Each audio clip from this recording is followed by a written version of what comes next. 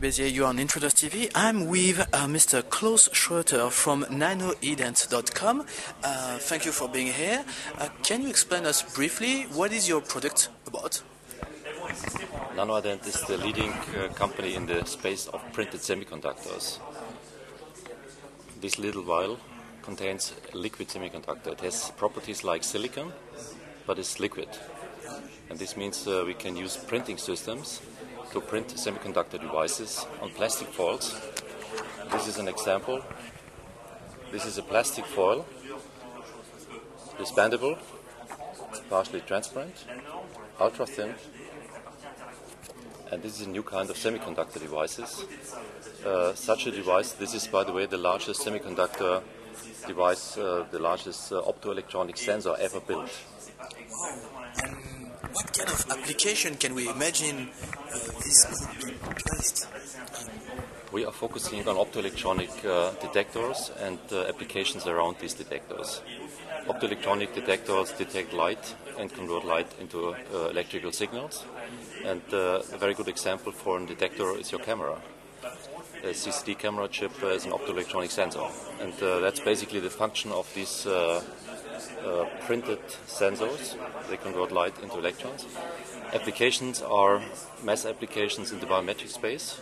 We are printing fingerprint sensors, vein detectors on plastic foils, and we integrate these sensors into mobile phones, into guns, handguns. That's a big application. It's a huge market, I guess? Yeah, it's a huge market. We are currently working with a Californian company on the integration of such technologies into handguns. California is actually discussing a smart gun law to prevent unauthorized use of guns, and we have the technology to do this to help make guns safer. It's just a lot of incredible application possible, and that's interesting. How long did it took to develop such a technology? My partner is the leading scientist in the area of organic semiconductors. This is an organic semiconductor material. He's working since 12 years in this field. We have started together NanoIdent early 2004. Took us 4.5 years to realize this. Realize means we have not only developed the stuff, we have also production facility, the world's first production facility for printed semiconductor sensors. The processes to use it. It's a very complicated technology. It looks like and it sounds very easy. Just take some liquid, put it into your inkjet printer and print it, but it's much more complicated. If it was this simple, it would be fantastic. And who are you targeting? Who are you looking for? You are looking for manufacturers? We have a classical OEM business model. This means we are selling to large organizations, to big companies, cell phone companies, for instance, to weapon manufacturers.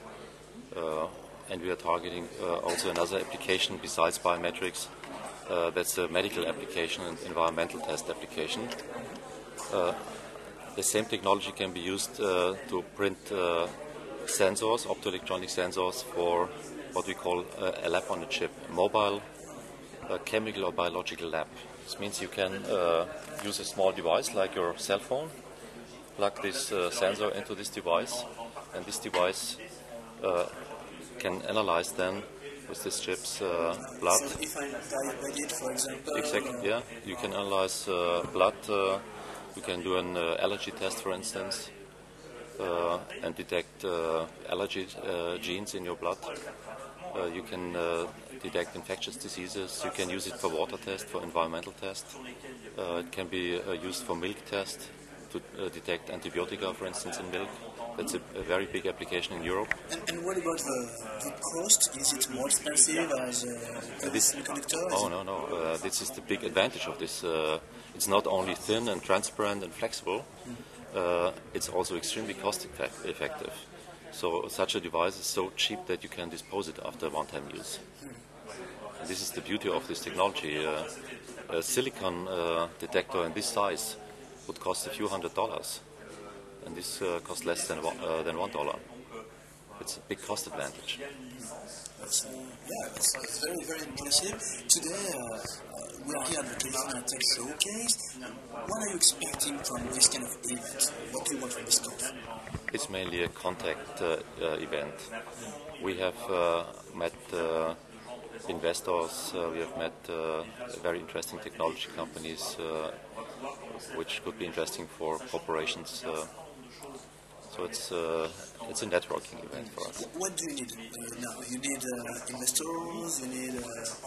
what kind of things are you looking for? We have so far financed our company only with private money. We don't have venture capital on board yet.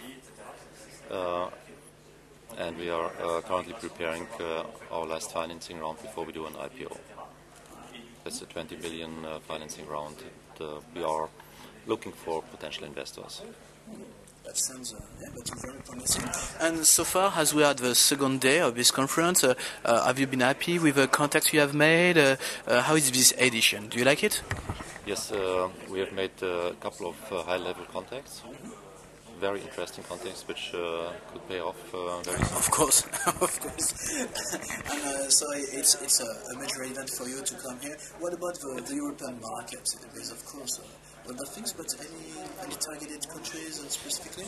No, our technology is a technology which is sold worldwide. We have partners in California, we have partners in Asia, we have partners in Europe.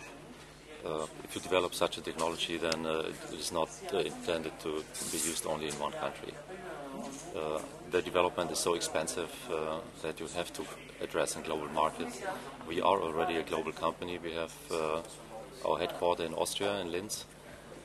In Linz we have R&D, centralized R&D and production. And we have also development offices in France, in Grenoble, in the south of France. We have an office in Germany. We have an office in San Francisco, so we are a truly global company, and we are employing actually roughly 70 employees from 17 different nations. That's a really multinational company. And you can reach any market you really want. Thank you very much for all those details, and please enjoy the rest of the conference.